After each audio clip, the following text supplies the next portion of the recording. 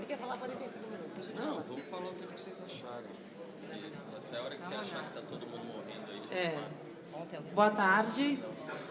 Estamos caminhando para a parte final do nosso seminário, Ricardo.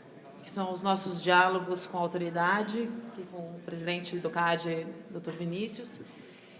E eu vou agora nós estamos na fase da sessão nostalgia, né, Vinícius, que seu mandato está caminhando para os últimos meses. Então, acho que é oportuno a gente te perguntar qual é o balanço que você faz dos últimos anos como conselheiro, depois como presidente, quais foram as grandes conquistas na sua visão do CAD, quais são as metas que ainda estão no seu pipeline para esses últimos meses.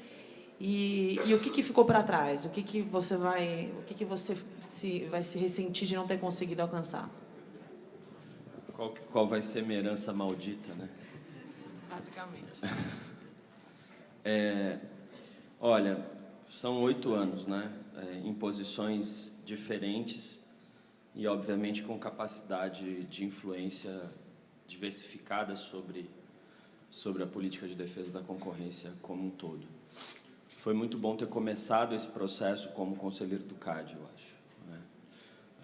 Eu acho que, certamente, se eu não tivesse sido conselheiro do CAD, talvez eu não tivesse, e secretário de Direito Econômico, talvez eu não tivesse uma experiência que eu consegui acumular suficiente para conseguir, junto com todo mundo que participou comigo desse processo de transição, fazer a implementação da nova Lei de Defesa da Concorrência.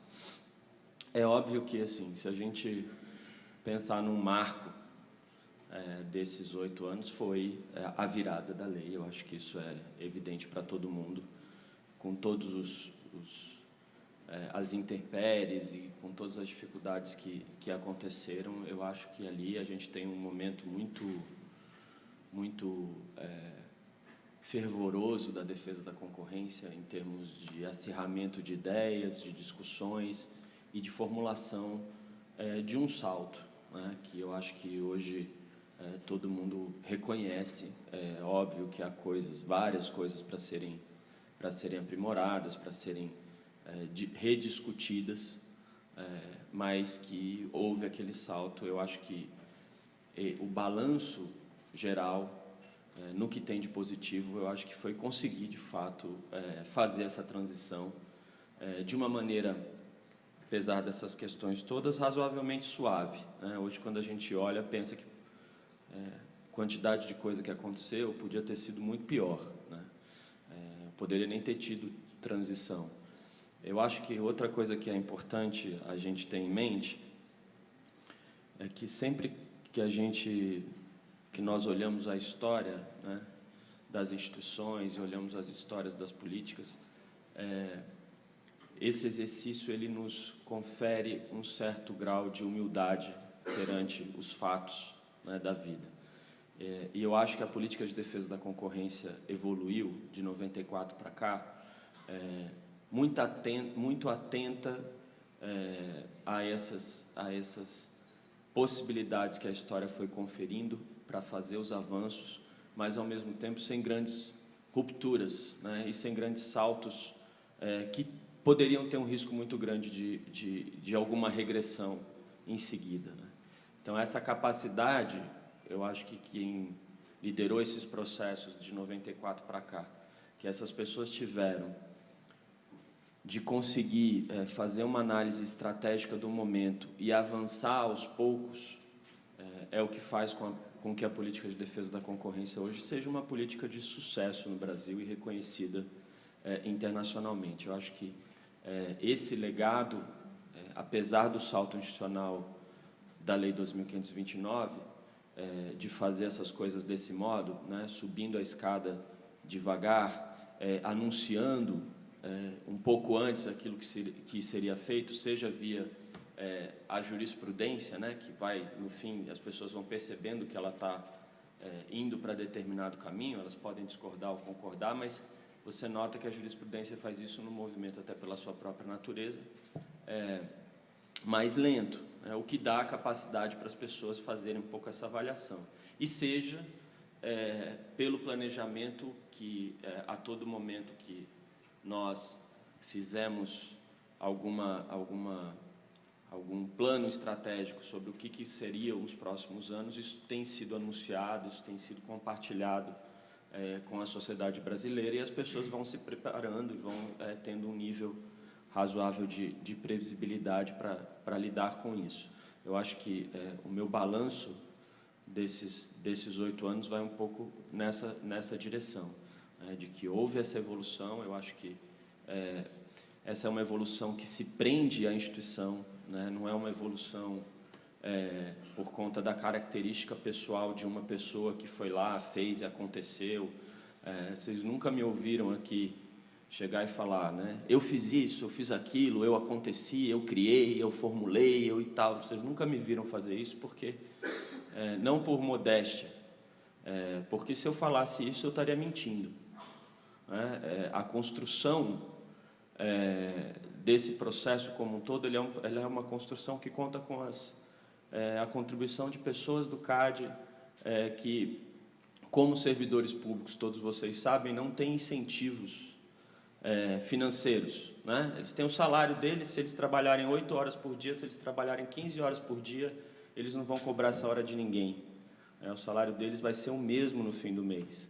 Então, o que incentiva essas pessoas a terem conseguido, durante esses 8 anos ou mais, enfim, produzir um serviço público de qualidade? E eu não tenho dúvida, podem me falar que eu estou fazendo propaganda, eu estou mesmo, né? Porque é verdade. Por que essas pessoas conseguiram isso? E aí, nesse contexto, obviamente, eu me incluo entre elas. Claro que as pessoas têm perspectiva de carreira dentro do órgão, elas crescem dentro do órgão, elas trabalham para crescer no órgão, mas, de outro lado, vocês não têm ideia da satisfação que dá quando você realiza algo que você sabe que tem como objetivo fundamental garantir interesses da sociedade, garantir interesses públicos, e você entrega isso e você vê que isso tem um impacto, né, na vida da sociedade, que isso tem um impacto positivo. E, no fundo, é isso que eu acho que nós conseguimos criar nesses 8 anos, essa sensação que alimenta dia a dia a vida dos servidores do CAD, de que eles estão ali para entregar um produto, um serviço de qualidade para a população brasileira. Eu acho que eles têm conseguido fazer isso, e eu acho que esse é o legado que a gente deixa desses últimos anos. Em relação à herança maldita, eu acho que tem um ponto que, obviamente, a gente conseguiu agora engatar uma agenda, né, específica em relação a ele, que são as nossas questões financeiras, orçamentárias e relacionadas a recursos humanos, né? Não sei se acho que o Pedro Dutra não está aí, está lá. Toda vez que ele conversa comigo, ele fala assim: olha, toda vez que eu vou, em qualquer lugar que eu vou, ele fez isso ontem. Eu falo que vocês têm dificuldades financeiras, que vocês não têm apoio, que vocês não têm isso, que vocês não têm aquilo. É verdade, né? Enfim, o CAD trabalhava com uma perspectiva de ter um orçamento de 35 milhões de reais. A gente teve um orçamento esse ano de 22 e a gente está autorizado até agora, por conta das situações que vocês conhecem, a gastar 20.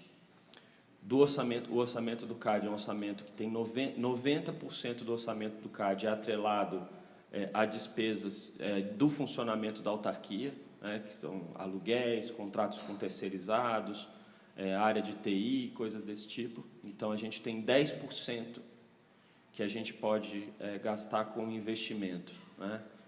E não é nem investimento, falando de diárias e passagens, né? Vai na OCDE, vai na ICN, não sei o que, capacitação dos servidores, 10% do nosso orçamento. Então, a gente tem um limite muito estreito. Esse ano, se nós não tivéssemos conseguido uma redução de 38% do valor do aluguel do CAD, o CAD estaria inviabilizado a partir desse mês de setembro. Nós não teríamos mais nada o que a gente pudesse fazer a partir de setembro. Como nós tivemos essa redução e a nossa principal despesa, a gente conseguiu um fôlego até o fim do ano. E a questão dos servidores,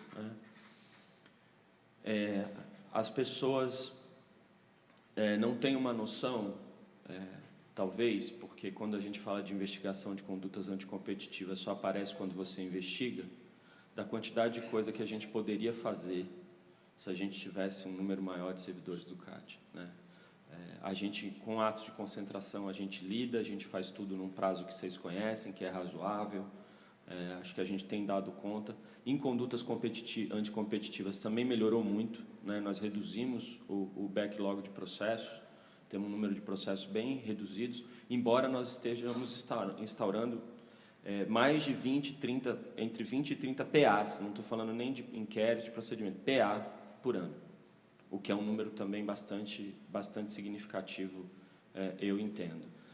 Mas é claro que ainda nós temos algumas dificuldades relacionadas a recursos humanos, porque a gente podia, se tivesse um pouquinho mais de gente, um pouquinho mais de estrutura, fazer processos andarem mais rápido, fazer análise de material de busca e apreensão andar mais rápido, e tudo isso acaba tendo um impacto na eficiência dos nossos processos.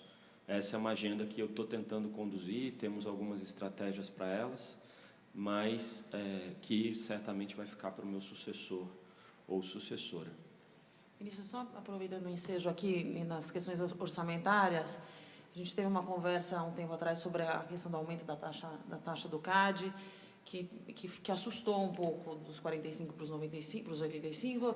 Obviamente que a gente entende a questão da necessidade de atualização monetária, mas você quer contar um pouquinho do que fundamentou esse trabalho para esse incremento da taxa e o quanto isso impacta essa questão orçamentária? Na verdade, falando de maneira bem transparente, a gente resolveu fazer uma limonada do limão, né? A demanda pelo aumento da taxa não foi uma demanda criada no CAD, né? Foi uma demanda exigida do CAD, né? Na política aí de ajuste fiscal e da preocupação, né, enfim, de além de cortar gastos, aumentar as receitas, nos foi dada uma missão de, olha, vocês precisam avaliar essa taxa de vocês, nós estamos fazendo isso em várias taxas governamentais, e nós vamos fazer a atualização monetária delas, e vocês precisam avaliar isso e dizer como é que vai ficar essa história. Nós fizemos uma conta de atualização monetária baseada no IPCA, e a taxa seria atualizada em R$115 mil, se nós fizéssemos essa mera atualização, que era o que foi feito com todas as outras taxas. Achamos que esse número não era razoável, né? E tentamos pensar uma outra estratégia, e tivemos que... É engraçado essas situações, né? Porque aqui a gente é cobrado porque o número dobrou e tal, lá a gente é cobrado porque a gente não fez a atualização, então a gente apanha de todo lado, mas é normal.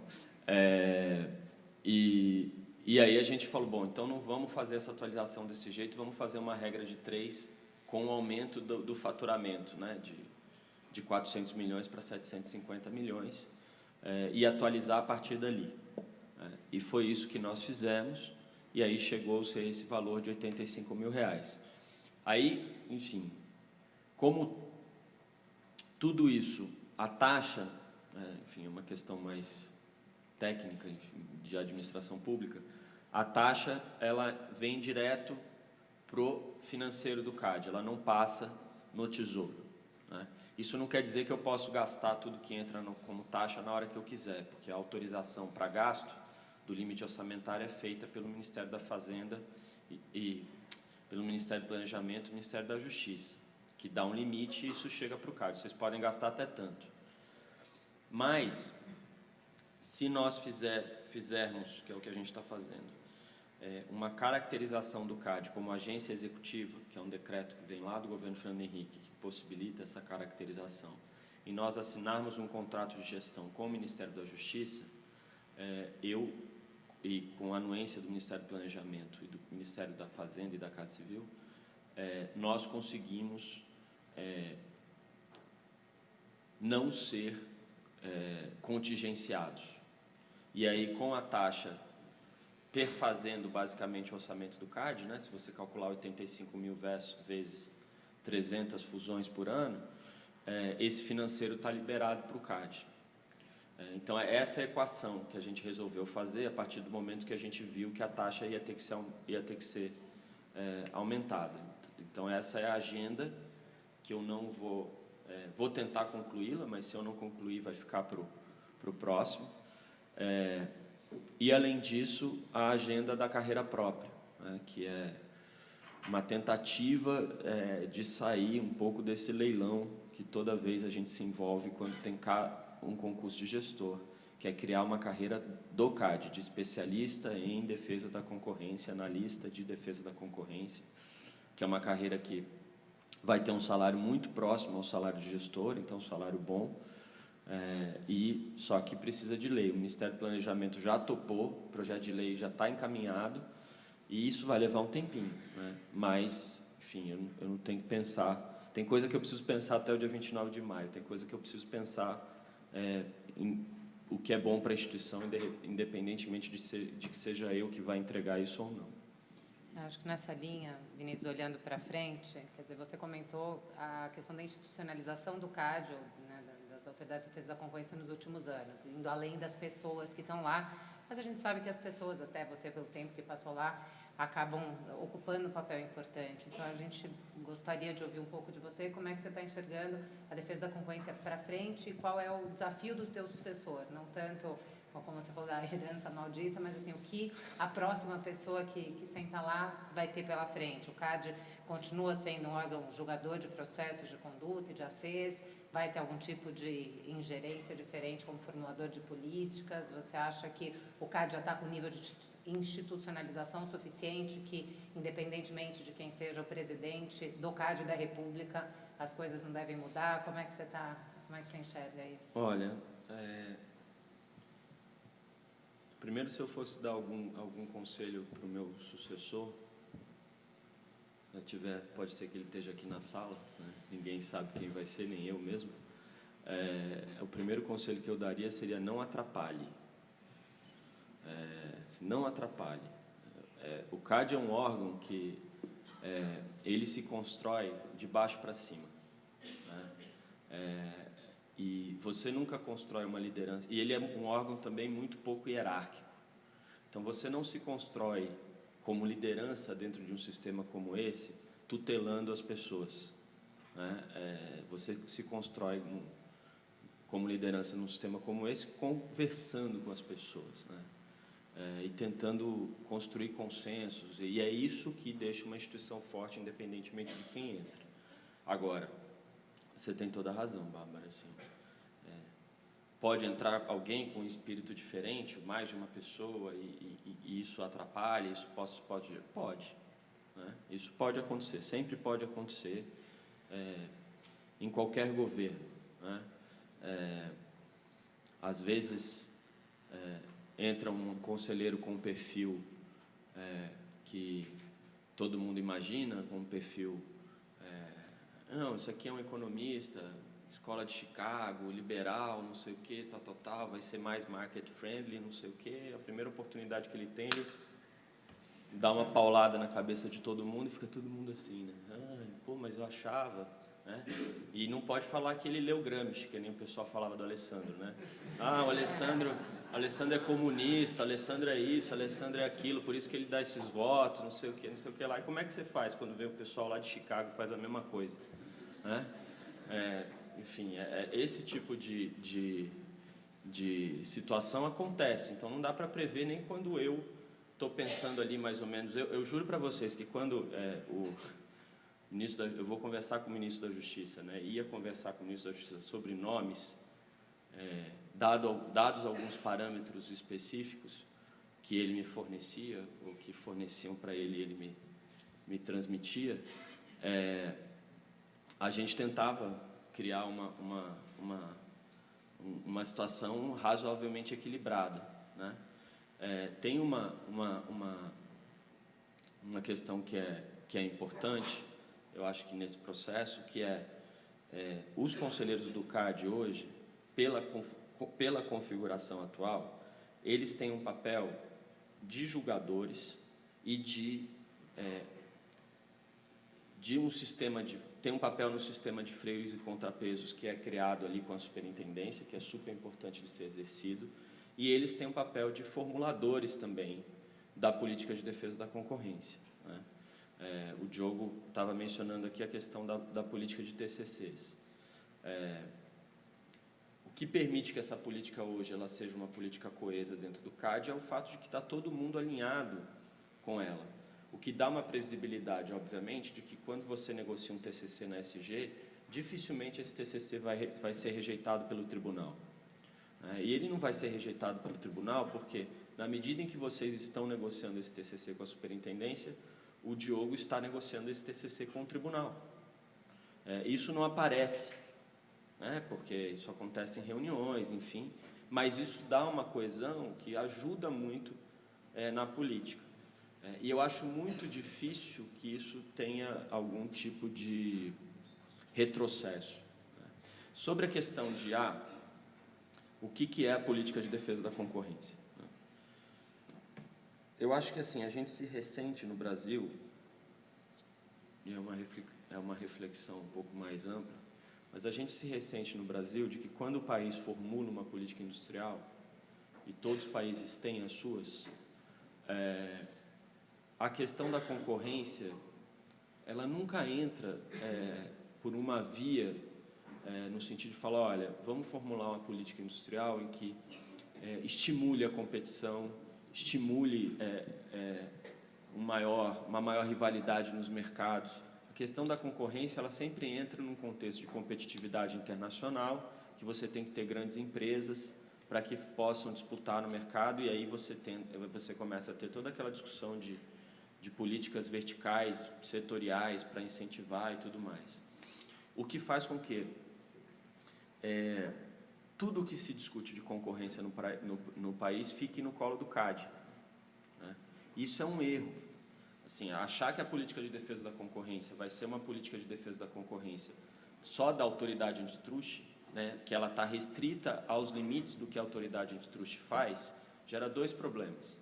Primeiro, que você não insere o valor concorrencial na agenda dos outros órgãos de Estado, e os outros órgãos de Estado têm poderes enormes para restringir a competição nos setores que eles regulam, né? A gente estava discutindo isso aqui na mesa retrasada.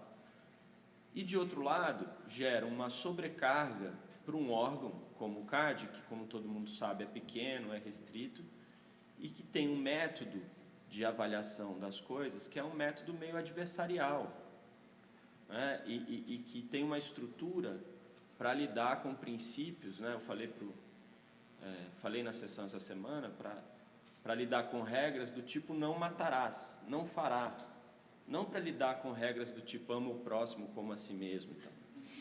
Então, né? Essa regra é regra para outro tipo de órgão construir, não é o CAD. Aí você gera uma sobrecarga no órgão de defesa da concorrência em termos de advocacy, num órgão que tem um tribunal, são 7 pessoas, cada um pensa de um jeito, tem uma superintendência, tem um departamento de estudos econômicos, tem um procurador que está chegando lá no fundo. Enfim, você tem uma série de dificuldades pelo desenho institucional e pela forma pontual e reativa com que o CAD atua, para que ele fique discutindo regulações de mercado e coisas desse tipo. A gente precisa dar uma solução para isso no país. Isso aí pode ser de algum modo albergado no CAD? Pode, mas desde que o CAD tenha estrutura para isso. O CAD pode criar um setor de análise de impacto concorrencial, de medidas governamentais, medidas regulatórias, medidas judiciais, seja lá o que for, pode, mas a gente precisa ter gente para isso. O CAD tem condições de criar situações e invadir esses espaços, o CAD tem condições de fazer isso. Agora, tem expertise, você vai ter que criar uma áreazinha ali do CAD que não lide com as coisas da forma como tradicionalmente o órgão lida. E aí a questão da política de defesa da concorrência ela ganha uma dimensão talvez um pouco mais apropriada, eu acho. Vinícius, nessa linha, só para fazer um comentário num evento recente com o Paulo Correia, que você esqueceu de mencionar a SEAI também, mas ele disse exatamente isso. Ele disse que ele não quer que, ele não acha, não acredita que a SEAI ou o CAD tenham um monopólio da advocacia da concorrência, que isso deveria ser uma coisa muito mais disseminada no poder público, né, em todos os órgãos. Eu queria passar a palavra... Só uma coisa, é que a SEAI é um órgão... Quando a gente fez o desenho da lei, né, a SEAI é o órgão mais apropriado para lidar com a advocacia da concorrência e o CAD vai julgar e tal. Teoricamente, isso está correto. Sistemicamente, isso está correto. O problema é que a SEAI é um órgão de governo. Todo mundo sabe disso, né? E aí, a SEAI, ela tem uma agenda que é assim, agora o governo quer fazer... montar um programa de concessão pública de aeroportos, aí vai lá a SEAI montar um programa de concessão pública. Agora o governo quer fazer não sei o quê, aí vai lá a SEAI fazer. Porque o ministro fala, você tem que ir. Eu convivi anos com o Antônio Henrique, né? Estou convivendo agora com o Paulo. O Antônio Henrique, ele ficava 3, 4 dias da semana dele na Casa Civil. Então, às vezes entrava lá às 10 da manhã, saía às 18, 20, 22 horas, discutindo projeto de lei, regulamentação disso, regulamentação daquilo. Claro que com uma visão de concorrência, mas uma agenda que era demandada, não era uma agenda que ele conseguia, né, construir. Então, eu acho meio inevitável que, em algum momento, o CAD construa também essa agenda de maneira mais perene, enfim, né, mais institucional. O problema, de novo, é a estrutura para isso. Nós não temos hoje. Nós não temos estrutura para fazer muita coisa que a gente queria. Essa é a verdade. Eu queria passar a palavra para vocês, a gente tem pouco tempo, e como o Vinícius está também aqui disponível para falar os 45 minutos que lhes foram garantidos, eu passo a palavra para vocês, para quem quiser fazer perguntas para o presidente. Ninguém. É porque o Pedro Dutra. É porque eu estou indo embora, né? Eu tenho várias, está tranquilo. É isso aí. É menos uma pergunta do que uma declaração, já que você citou. Eu creio que a falta de verbas é histórica e a perspectiva de o CAD vir a ter verbas é remota, a menos que a pressão venha de fora. E o órgão talvez mais apropriado, ou que pode se apropriar para isso, é o IBRAC, né? É preciso distinguir. A Anatel tem quadro pessoal, a CVM tem quadro pessoal, a ANEEL tem quadro pessoal. E outras agências, não sei quais, o Vinícius saberá, tem quadro pessoal. Por que o CAD não tem? Todas têm. Todas têm. Por que o CAD não tem? A pergunta não está com os titulares do CAD, está conosco. Essa é a visão que eu creio que tem que ser absorvida, não é? Nós, que somos menos jovens, defendemos a liberdade e a independência decisória do CAD. Foi uma façanha, foi o primeiro órgão a ter. Conseguimos manter, com artigos, com publicações e tudo, as nomeações as mais isentas possíveis do CAD. Nós assistimos uma partidarização das agências reguladoras, mas no CAD não. Então, como se consegue uma coisa e não se consegue outra? Eu creio que a resposta tem que ser dada pelos advogados, pelos economistas e todos aqueles que trabalham em defesa da concorrência. Porque é o Congresso que tem que mexer nisso, não é o governo que tem que se dispor a dar dinheiro para o CAD. Porque se fosse uma questão de qualidade do CAD, ele já teria dado. O mais difícil se tem. O CAD hoje é um órgão exemplar entre os órgãos de intervenção do Estado na economia, até porque um órgão de Estado não é um órgão de governo. No entanto, ele não tem verba. Isso é uma esquizofrenia absoluta, e eu creio que isso deve ser respondido não pelos funcionários do CAD, que não vão brigar com o Executivo ou com os parlamentares, porque eles não dão verba, eles não têm força para isso. Ou a força vem de nós, ou continua como está. Dito isso, o Vinícius é um grande presidente do CAD, porque consegue fazer muito, fazendo pouco, e consegue ter essa liderança de baixo para cima. Isso é muito importante, porque é a única forma de você conseguir alguma coisa no funcionalismo público. Eu fui funcionário público, eu sei como é isso. Então, ele está de parabéns, nós devemos a ele uma grande contribuição, não é? Agora, também estamos em falta com ele, porque não conseguimos sequer estabelecer uma campanha em defesa do quadro pessoal do CAD e de verbas para o CAD. Pode ser uma boa bandeira para todos nós. Com certeza, Pedro. Obrigada. Quer fazer alguma consideração? Posso começar? Obrigado, Pedro.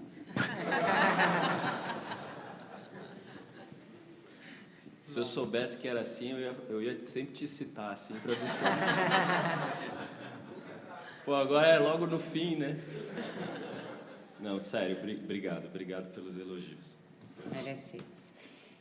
Bom, passando, eu vou continuar fazendo algumas das perguntas que a gente tem aqui, mas se alguém tiver interesse de fazer alguma pergunta, levanta a mão, a gente pode incluir outras e, eventualmente, a gente encurta também essa parte que está todo mundo cansado e com fome.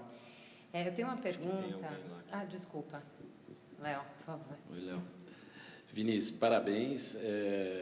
Acho que a gente estava discutindo isso anteontem, né? Eu não consigo pensar numa outra agência em que o setor privado tenha tanta liberdade para procurar a administração, discutir, conversar, ponderar. Obviamente, sempre haverá divergência, sempre haverá pontos de vistas da autoridade com os quais a gente vai concordar ou discordar, mas foi um grande trabalho. Diz que fim de mandato o cara é o pato manco, né? Até onde o pato manco vai nadar, quer dizer... Quando é só no fim é bom, o problema é quando já no começo o sujeito já está mancando. O Diogo falou aí do guia de TCC, tem um guia de compliance que vai sair. O que mais que a gente espera até maio? Bom, até maio. Bom, Posso somar uma pergunta, Léo, porque acho que também está na linha do que mais a gente espera. Eu lembro quando você estava na SDE, Vinícius, vocês fizeram um anteprojeto de lei, que vocês estavam avaliando sobre a conveniência de encaminhá-lo, na época,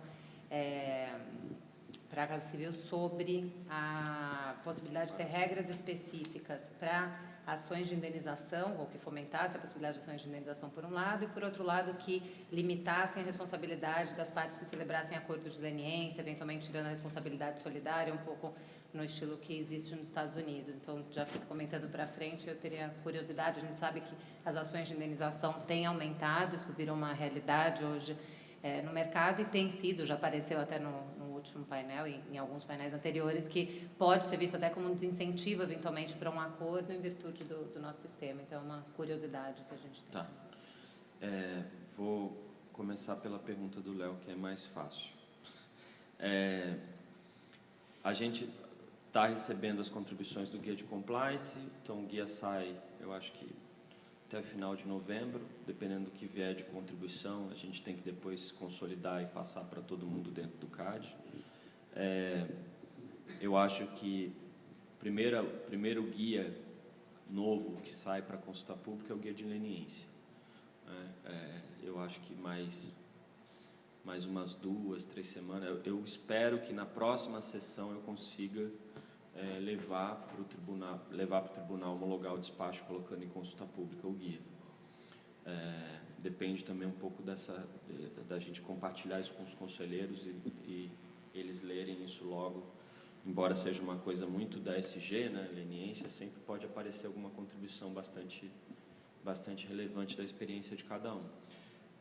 Depois a gente tem o guia de remédios, né?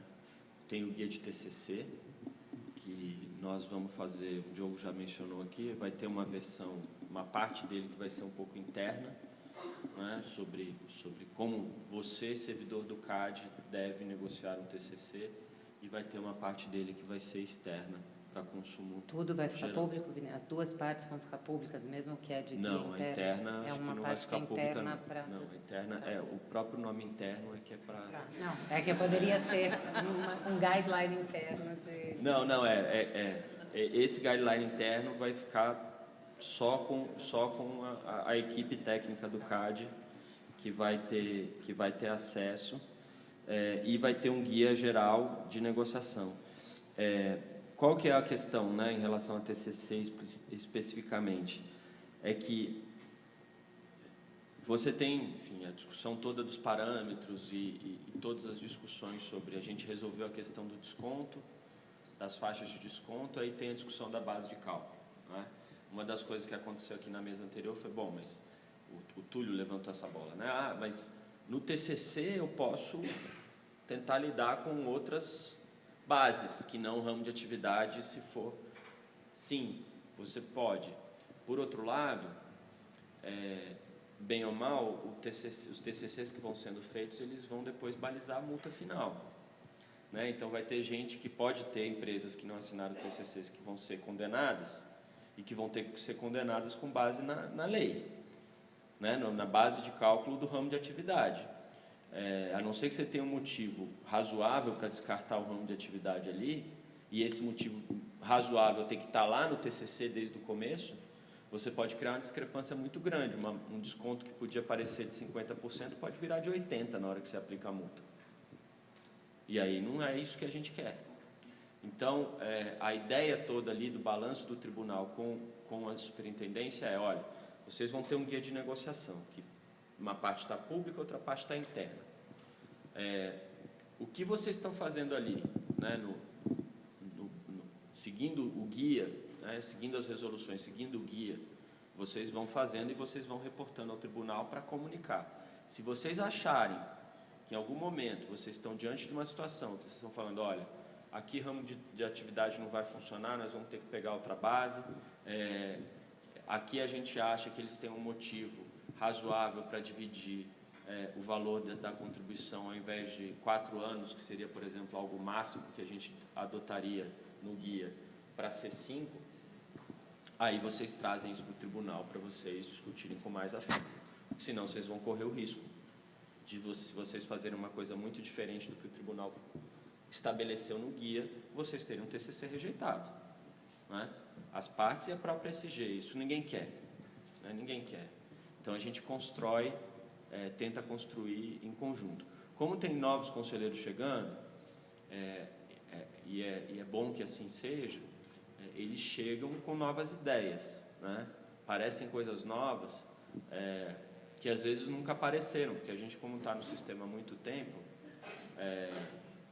tem um limite de ideias novas, né? Você vai ficando viciado ali no teu dia a dia, você acaba tendo, por mais força que você faça, tem um limite de ideias novas. E essas ideias, eu acho que elas vão aparecer justamente nesse momento, e que talvez ali você tenha ajustes em relação a questões anteriores. A questão de reparação de danos. Eu acho que aqui tem um ponto que é um pouco que a gente tem que aguçar uma sensibilidade política para essa história, que é o seguinte: se nós fizermos uma regulamentação que dê parâmetros para as ações de reparação civil, em relação, por exemplo, ao signatário da leniência, que não teria responsabilidade solidária, teria que pagar só o dano mesmo, e não mais do que isso, a gente pode estar fazendo algo que a gente acha que vai gerar estímulos ao acordo de leniência, né? Porque você vai dar mais benefícios para o signatário da leniência do que para os outros, e o tiro sai pela culatra, né? Você acha que você está ali, mas na medida em que você dá parâmetros, você também facilita as ações, né? E na medida em que você facilita as ações, você pode ter um monte de ação pipocando por aí, com base nesses parâmetros, em que o signatário da leniência pode já estar sofrendo algumas restrições aí do Poder Judiciário, enquanto os outros não, né? Então tem uma coisa um pouco, um trade-off aí nessa história de regulamento ou não regulamento, né? Eu acho que o caminho ideal seria falar assim: não tem responsabilidade solidária para o signatário da leniência, o signatário da leniência paga só o dano, e o prazo prescricional começa com a decisão do CAD, porque aí é a hora que você abre o nome do signatário da Decisão leniência. final do CAD. Que aí você abre o nome do signatário da leniência. E aí a discussão sobre confidencialidade ou não de determinados documentos, ela pode ser um pouco relativizada, né? Porque o problema é você estar no meio de uma investigação e no meio dessa investigação você tem ações de reparação de danos com juízes demandando acesso às partes dos documentos, por exemplo, da leniência, né? Então, até que ponto, a minha dúvida é a seguinte: ações de reparação de danos vão acontecer, né? Elas são, uma vez num seminário internacional, eu fui meio pressionado por isso, assim, né? Mas o que o Brasil está fazendo para incentivar a reparação privada de danos, né? Private damages e não sei o que, tal. Eu comecei respondendo, danos privados são privados, né? Eu faço o enforcement público da Lei de Defesa da Concorrência, né? Não faço o enforcement privado. Então, eu não sei se o órgão de defesa da concorrência tem papel necessariamente de incentivar ações de reparação de danos. Eu acho que ele tem um papel de pegar uma decisão, mandar para o Ministério Público e falar, olha, faça o que você achar que você tem que fazer, né? Mas eu não sei se é o nosso papel incentivar. E aí, a questão que fica um pouco essa questão da regulamentação, né? Que é assim, bom, se você regulamenta para... Às vezes você está regulamentando para gerar uma situação melhor para o signatário da leniência, e o que você pode estar fazendo é regulamentando para gerar um aumento imenso do número de ações de reparação de danos, e isso gerar um desincentivo para a leniência, e não um incentivo. Então, eu acho que a gente tem que lidar e também com o fato de que isso sai do nosso controle, né? A hora que chegou no judiciário, cada juiz vai falar uma coisa diferente, isso vai, e é assim, sai do controle. E a gente vai ter que saber lidar com isso. Então, um comentário bem rápido e absolutamente pessoal, mas eu fiquei preocupada com a história de levar o prazo prescricional para a decisão do CAD, porque essa é uma outra discussão judicial que existe aí, mas acho que eventualmente... Ou pelo menos, enfim... Porque aí, eventualmente, o beneficiário do acordo teria um prazo de prescricional posterior a todos os demais investigados. Mas acho que é uma discussão e não acho que aqui é o lugar para a gente discutir. Eventualmente, algo que já que vocês estão Mas tem que pensando... fazer... É que assim, pode não ser isso, mas você tem que ter alguma trava nessa história toda que o signatário da leniência não tem que responder uma ação sozinho, porque ele foi o único que confessou. Exato, não, isso eu concordo. Só acho porque, que ele pode estar prejudicado. e aí porque ele confessou e vai pagar o dano, Exatamente. e não vai pagar 2 vezes o dano. Olha só, ele vai pagar só o dano. E quem for pagar 2 ou 3 vezes o dano vai poder só ser responsabilizado depois de uma decisão final do CAD, ou, né, digamos que ele não tenha confessado, ele vai discutir no judiciário a decisão do CAD e vai ter uma ação de reparação contra ele, que vai durar em quantos anos, gente? 10, 15? E o signatário da leniência que confessou vai ter que pagar o dano. Então, pagar o dano vai ser muito pior. Não, estou totalmente de Então, acordo. Eu até é acho que ele fica prejudicado se a gente leva a prescrição para frente. Mas, de novo, acho que aqui o objetivo era entender um pouco o que vocês estavam pensando. Eventualmente, algo que também pode ser aberto para uma discussão, para uma consulta. A gente não teve a oportunidade de discutir isso dentro do IBRAC, mas a gente poderia ter um assunto que eu acho que é um tema que precisa amadurecer. Eu acho que é um tema que precisa amadurecer até que ponto, né, a nossa lei não exclui a reparação de danos, né, do signatário da leniência, assim como a lei anticorrupção. Embora a lei anticorrupção faça isso expressamente, óbvio que a nossa lei também não exclui a reparação privada de danos. Se a gente tivesse um ambiente em que a gente soubesse que haverá ações de reparação e tal... que ele já está existindo. Não, enfim, mas... haverá e que elas serão efetivas, né? Talvez o signatário da leniência pactuar a reparação de danos no momento da assinatura do acordo não fosse um mau negócio, né? Então, são coisas que precisam ser pensadas. Acho que esse é o tom. Eu não sei, mas acho que tem uma pergunta ali. Acho que o Francisco tem uma pergunta. Tudo bom? Bem, boa tarde, bom dia a todos.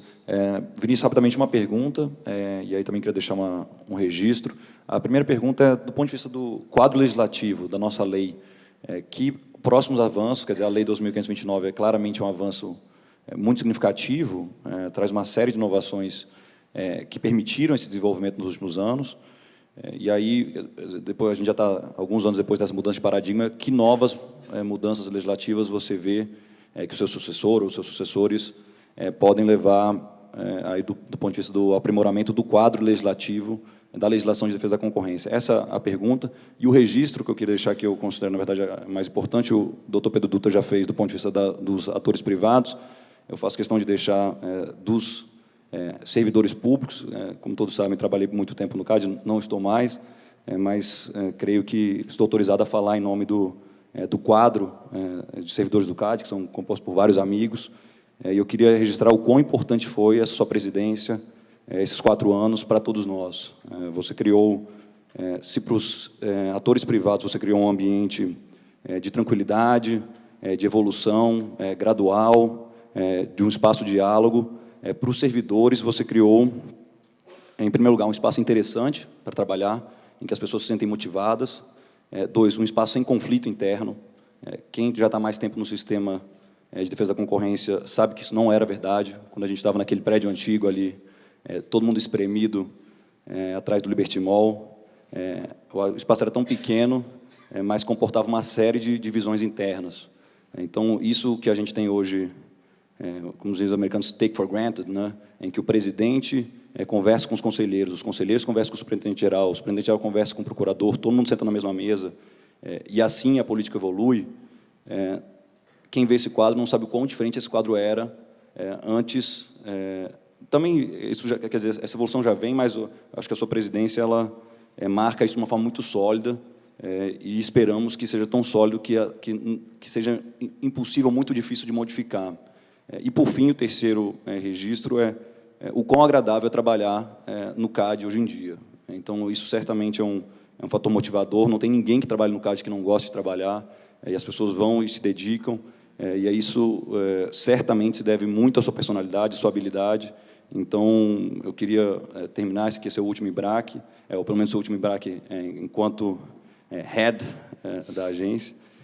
Certamente você vai continuar contribuindo para a defesa da concorrência, mas eu queria registrar, além de colegas, somos muitos amigos aqui, e eu tenho certeza que eu falo do meu coração, mas também falo do coração de outras pessoas, quando a gente agradece publicamente a sua participação e a sua contribuição, não só para o desenvolvimento externo, vamos dizer, da defesa da concorrência, mas também para a construção de um espaço sólido interno, em que os servidores públicos podem desenvolver seu trabalho de forma adequada. Então, por isso, eu registro o nosso agradecimento. Obrigado, Chico.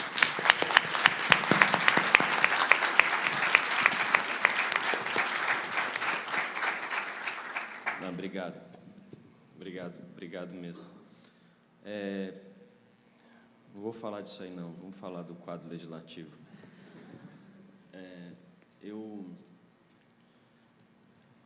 Eu acho o seguinte, que talvez a gente, por conta de tudo que vocês discutiram aqui ontem e hoje, principalmente em relação à cooperação com outros órgãos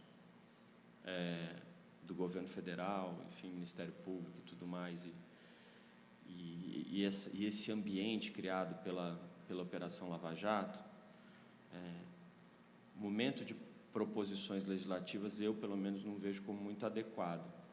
Assim, eu acho que, claro que o que aparecer, nós temos que aproveitar, lidar e tentar fazer, né, enfim, já que tem aquele projeto de lei ali, vamos tentar, como que o Diogo mencionou, vamos tentar já resolver alguns problemas, né? Tem um ambiente positivo para a solução de alguns problemas, né?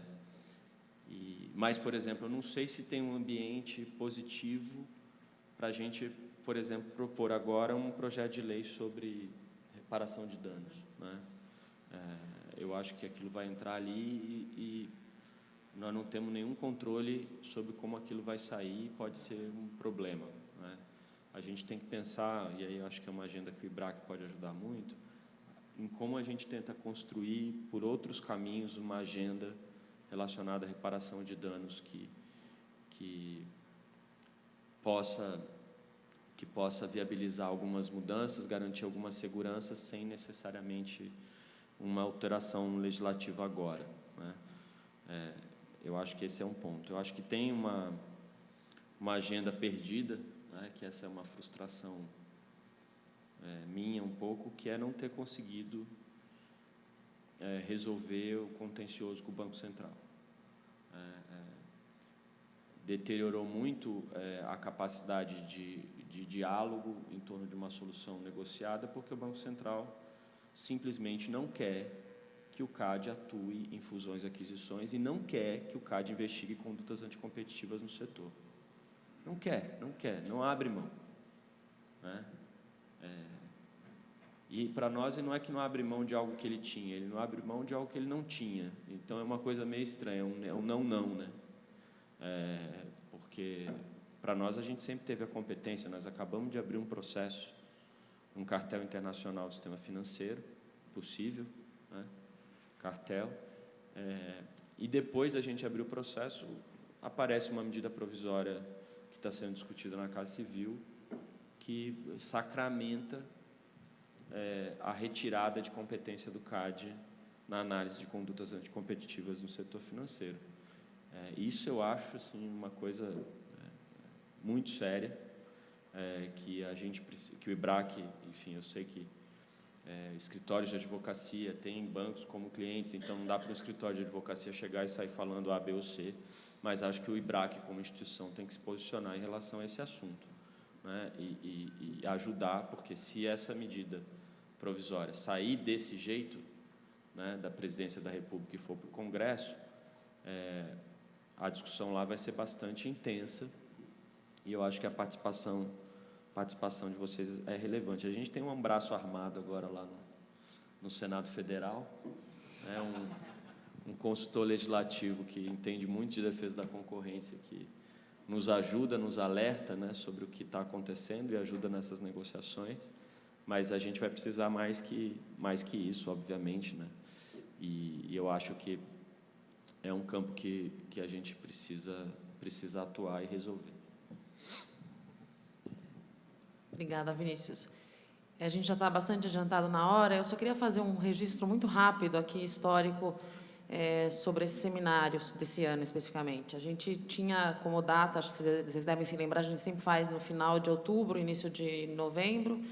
A gente ia fazer no final de outubro esse ano também e a gente acabou, por uma confusão de agendas, descobrindo que cairia exatamente nas datas da OCDE e o Vinícius não poderia estar aqui. Então, a gente fez uma ginástica para mudar para... E por isso foi sexta e sábado, porque foi as únicas datas disponíveis no hotel. E agora, com muita satisfação, tendo ouvido o que eu ouvi nesses 2 dias, vendo essa sala lotada e os elogios que você recebeu, Vinícius, eu fico muito contente da gente ter tomado essa decisão de ter mudado a data. Obrigada para todos. Estão todos convidados para o almoço. Muito obrigada, Vinícius. Obrigado.